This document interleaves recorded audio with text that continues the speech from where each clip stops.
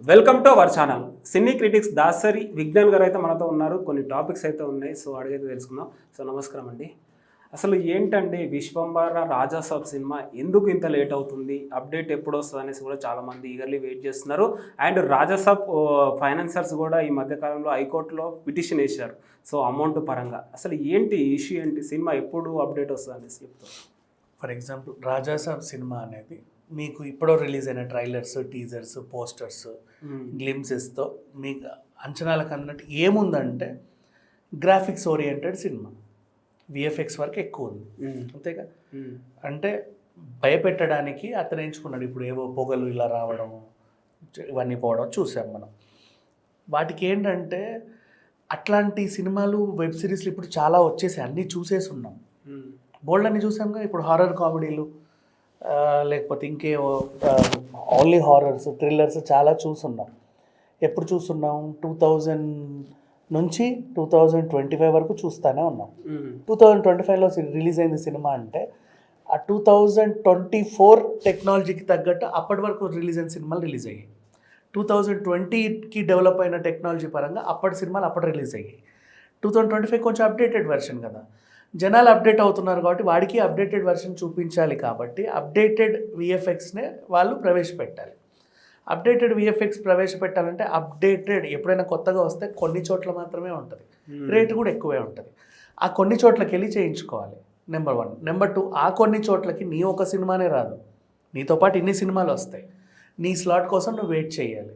So ఈ waiting కాస్త నీకు లేట్ అవుతుంది.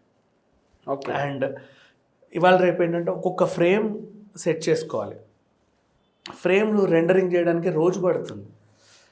అట్లా కొన్ని వేల ఫ్రేములు, లక్షల ఫ్రేములు కలిస్తే ఒక సినిమా. దాన్ని మళ్ళీ దిద్దాలి, మెరుగులు దిద్దాలి, డిఐ కలరింగ్ చేయించాలి, ఇంకేవేవేవో చేయించుకోవాలి.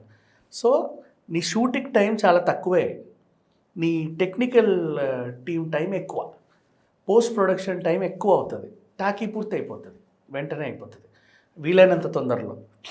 సో ఎక్కువ సినిమాలు దాని మీద డిపెండ్ అయి ఉన్నాయి. అండ్ నెక్స్ట్, ఇప్పుడు ఈ సినిమా నేను 2025 కాదు 26కి రిలీజ్ చేయాలనుకుంటున్నా అనుకో ఫర్ ఎగ్జాంపుల్. మళ్ళీ నేను అప్డేటెడ్ అప్పుడు ఇంకేం వస్తుందో తెలియదు కదా. ఓకే. ఇప్పటిది నేను అప్పుడు చూపిస్తే ఎన్ని చూడలేదు అంటారు. అట్లాగే ఉంటుంది. ఇప్పుడు హరిహర వీరమల్లు ప్రాబ్లం అదే. స్టార్ట్ చేసినప్పుడు ఉన్న టెక్నాలజీ వేరు, వాళ్ళు రిలీజ్కి వచ్చినప్పుడు ఉన్న టెక్నాలజీ వేరు. అంటే ఏఐకి ముందు హరిహర వీరమల్లు స్టార్ట్ అయితే ఏఐ తర్వాత సినిమా రిలీజ్ అయింది. సో మనకు గ్రాఫిక్స్ ఏంటిది అన్నారు, అట్లా అంటారు చాలామంది. సో అందుకని ఈవెన్ విశ్వంబర అయినా సరే, ఇప్పుడు విశ్వంబర గురించి మాట్లాడుకుంటే వాళ్ళు కూడా పీరియాడిక్ డ్రామా తీస్తున్నారు. పీరియాడిక్ డ్రామా నీకు ఇప్పుడు ప్రజెంట్ చేయాలి అంటే బోల్డ్ అంత విఎఫ్ఎక్స్ చూపించాలి. ఈ బోలెడ్ అంత విఎఫ్ఎక్స్, హై క్వాలిటీ ఉన్న విఎఫ్ఎక్స్ అనేది ఓ పక్కన పెడదాం. హీరో వెయిటేజ్ విశ్వంబర్లో మెగాస్టార్ చిరంజీవి, మరి ఆయన సినిమా అంటే ఎక్స్పెక్టేషన్స్ అక్కడ ఉంటాయి. కాబట్టి ఆ రేంజ్ ఎక్స్పెక్టేషన్స్ తట్టుకునేలా మనకు గ్రాఫిక్స్ ఉండాలి. Prabhas cinema pan India star, expectations అక్కడ ఉంటాయి. ఆ ఎక్స్పెక్టేషన్స్ని అందుకునేలాగా గ్రాఫిక్స్ ఉండాలి. సో వాళ్ళు అది పెంచుకోవాలంటే ఎటో వెళ్తారు, న్యూయార్క్ వెళ్తారు, ముంబై వెళ్తారు, ఎక్కడుంటే అక్కడికి వెళ్తారు, అక్కడ చేయించుకుంటారు. అక్కడికి నీ ఒక్క సినిమానే రాదు, వాళ్ళ దగ్గరికి బోల్డెన్ సినిమాలు వస్తాయి. వాళ్ళందరికీ ఒక టైం ఇచ్చుకుంటూ వచ్చేసరికి ఆ జాప్యం వల్ల, అంటే మళ్ళీ నీకు పంపింది నువ్వు సాటిస్ఫై అవ్వాలి, డైరెక్టర్ సాటిస్ఫై అవ్వాలి. లేదంటే ఇది ఇంకొంచెం ఇట్లా ఉంటే బాగుండు, మళ్ళీ పంపుతావు.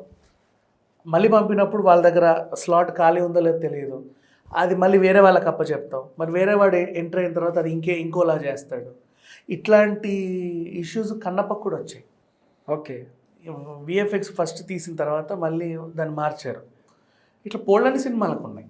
సో దానివల్ల మూవీస్ లేట్ అవుతాయి తప్పితే మిగతా ఏ ఇష్యూస్ కాదు. టాకీ పూర్తయిపోతుంది, చాలా సింపుల్గా అయిపోతుంది. ఇంకోటి, విఎఫ్ఎక్స్తో కూడిన సినిమాలన్నీ మ్యాక్సిమం సక్సెస్ రేట్ అనేది తక్కువ ఉంది. రీసెంట్గా చూసుకున్నట్టయితే వార్ 2 కూడా విఎఫ్ఎక్స్ అమీర్పేటలో చేసినట్టు అనేసి కూడా కొంతమంది కామెంట్ చేస్తున్నారు. అసలు దీన్ని ఏ విధంగా చూడొచ్చు? వార్ 2 విఎఫ్ఎక్స్ అమీర్పేటలో చేసినట్టు అని ఎవరు కామెంట్ చేశారో నాకు తెలియదు. అండ్ నెక్స్ట్ వార్ 2 ఫ్లాప్ అని మురిగే వాళ్ళందరికీ నేను చెప్తున్నా, war 2 is nothing but it's a part. War తర్వాత వచ్చిన వార్ 2. ఎస్, ఫస్ట్ ఆ వార్ చూడండి, అందులో కూడా ఇలాగే ఉంటాయి, మితిమీరిన అతి సన్నివేశాలే ఉంటాయి. ఈ యూనివర్స్కి అది ఇంపార్టెంట్. ఓకే. నెక్స్ట్ వార్ 2 తర్వాత ఇప్పుడు నెక్స్ట్ డిసెంబర్లో ఆల్ఫా వస్తుంది. ఆల్ఫాలో ఆలియా భట్ అండ్ షార్వారి ఇద్దరు లేడీస్ని చూస్తావు నువ్వు, మళ్ళీ అదే విన్యాసాలు ఉంటాయి.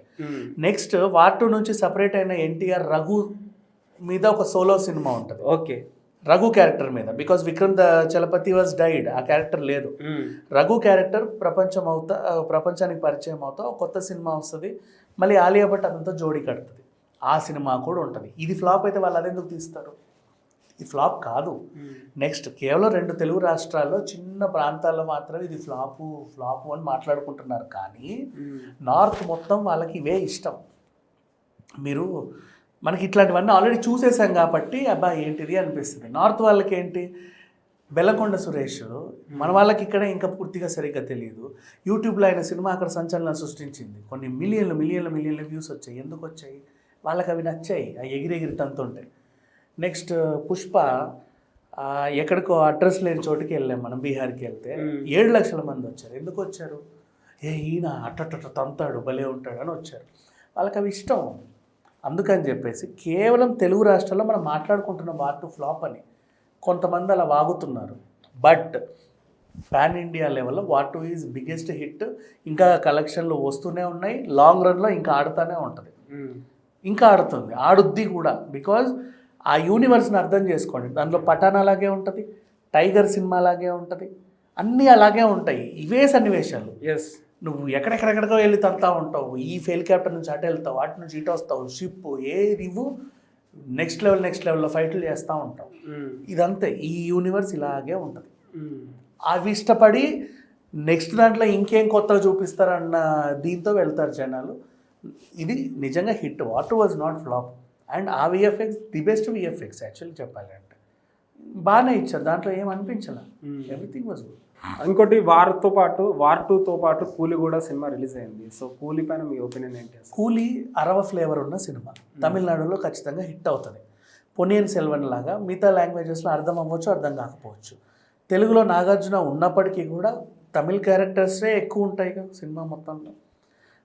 ఈవెన్ దో కూలీ సినిమా నిజంగా బాగుంది అండ్ చాలామందికి అర్థం కాల. 700 కోట్లు పైగా వసూలు చేసింది వీకెండ్కి. ఇంకేం కావాలన్నా సినిమా వాళ్ళు పెట్టిన దానికంటే ఆల్మోస్ట్ ఇంకా అసలు వాళ్ళు క్యాస్టింగ్ మీద పెట్టారు ఎక్కువ. సినిమాలో పెద్ద ఖర్చే ఉండదు, క్యాస్టింగ్ మీద ఎక్కువ ఖర్చు పెట్టారు. బట్ ఈవెన్ దో రాబట్టింది. Coolie was hit.